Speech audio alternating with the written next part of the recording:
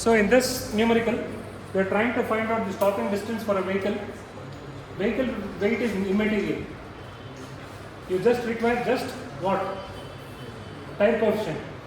I am asking the stopping distance for a car which is traveling at 224 km per hour with various coefficients of friction. You got a very good tire which has got 1. And I just found out in the internet, I was even surprised, the Formula 1 cars have got a coefficient of friction like 1.5. That means they got, now to lift the Formula car, now what is the weight of the Formula car? 800 kg. Now to lift it, you just require 800 kg of force. But to push it, 1.5 means, coefficient of friction 1.5 means 800 into 1.5, 1200. 1200 kg of force to push, because it is actually gripping the road so much more than it weighs. It is easy to lift than to push it because the wheels block up and it has got 1.5. Even it was actually surprising for me that the coefficient of friction can go beyond 1, and I have got such soft compound tires which actually grip the road so much that the coefficient of friction can go up to 1.5. Okay, now for this coefficient of frictions, what will be the stopping distance? So I just showed you kinetic energy is half v square. We know that the brake force max is actually the vehicle weight into tire friction, mg into this w into mu. And if you actually put this 2 into 1, if you put this 2 into 1 here, then it becomes like half mv square is equal to this brake force you have substituted here, brake force you have substituted here, this one you have substituted here, mg into mu into stopping distance. So you can get the stopping distance as so much. So stopping distance, you can see here, you will understand why you should not go at higher speeds in the highways, you will understand here. So stopping distance finally is given by mv square by 2 into m into g into mu. Mass and mass is getting cancelled. Stopping distance is not based on the weight of the vehicle. Suppose if the brakes are designed properly, usually people say the vehicle was loaded so it could not stop. That means the brake was not designed. If you can lock the brakes even for a loaded vehicle, then it is good. Suppose if the truck is so loaded that when you brake with full braking also the wheels keep rolling, that means the brakes are not designed properly. Okay, if the brakes are designed properly, then braking distance, the stopping distance should be irrespective of the mass of the vehicle. So you finally get it as mass and mass gets cancelled, v square divided by 2g mu. And for different and for this velocity of 224 km per hour, and this, when you substitute this for g and mu, for 0.7 mu, the distance, the stopping distance is 319 meters. For what speed? If you're going in a highway, if you get your friend's Porsche and then you're driving at this speed, and then you see something is there on the road and you want to stop it, it will take how much? 319 meters. 319 meters is 1/3 of a kilometer. You know 319 meters. It is from here to that Kumaraswamy Road bus stand also, or at least half the distance maybe.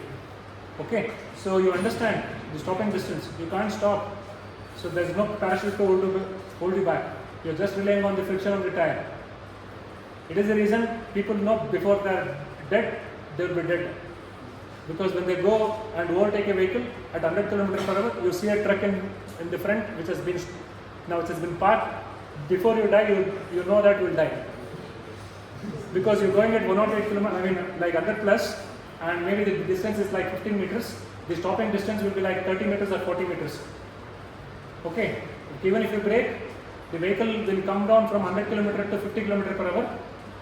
Almost at 50 km per hour, you hit the vehicle.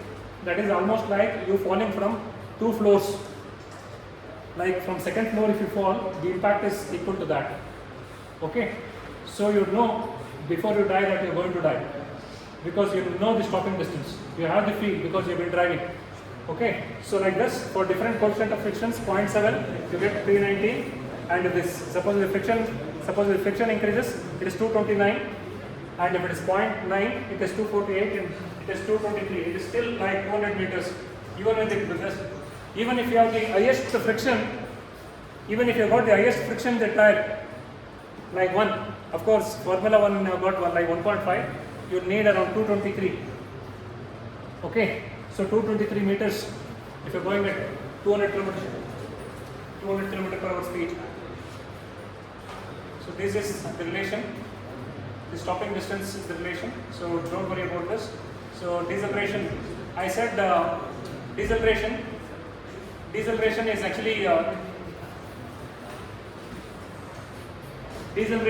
actually the product of mu into g. I've actually shown by maths equations how you can get this deceleration at g into mu. So it was there also in the previous. There are two ways of getting this. If you feel the previous way, you go with that. So this is also one way in which you can actually get deceleration. Deceleration, the maximum deceleration possible is only by the value of mu into g. That's it, nothing else. Just the tire, weight, and how this doesn't come into picture.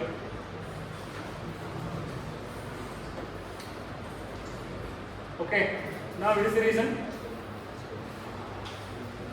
When you're driving, you should always maintain some gap between, distance between the vehicle in front of you. So what should be the distance? The distance should be like you should be able to, what is this, 2 seconds? So that means you need around 2 seconds to stop maybe. Okay, you need around 67 meters. Going at 120 km per hour. You can actually calculate this. You just found out the stopping distance now. You just found out the stopping distance. This deceleration. So I think even the stopping distance formula was also there. You can substitute that into that and then find out what is this stopping distance. So you will see that when you're going at 120 km per hour, when you go going at 40 km per hour, this rule is not proper. You will see that in this equation. You see this in this equation. You see this in this equation.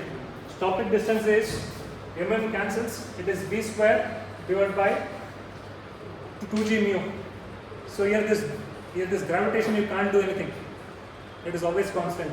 And this coefficient of friction you can't do anything. It is already fixed now onto the vehicle. So by your mistake you actually gain that speed.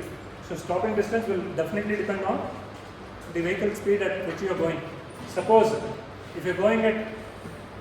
if you try to increase the speed by 2 times, if you increase this v by 2 times, how much will be actually 2 square? Suppose if you are going at 1 unit speed, 1 square is 1, stopping distance will be 1. If you increase the speed by 2 times, how much is 2 square? 4. Stopping distance will be 4 times. So that means if you are going at 60 km per hour, you need some like 20 meters of distance. If you are going at 120 km per hour, then what will be the distance?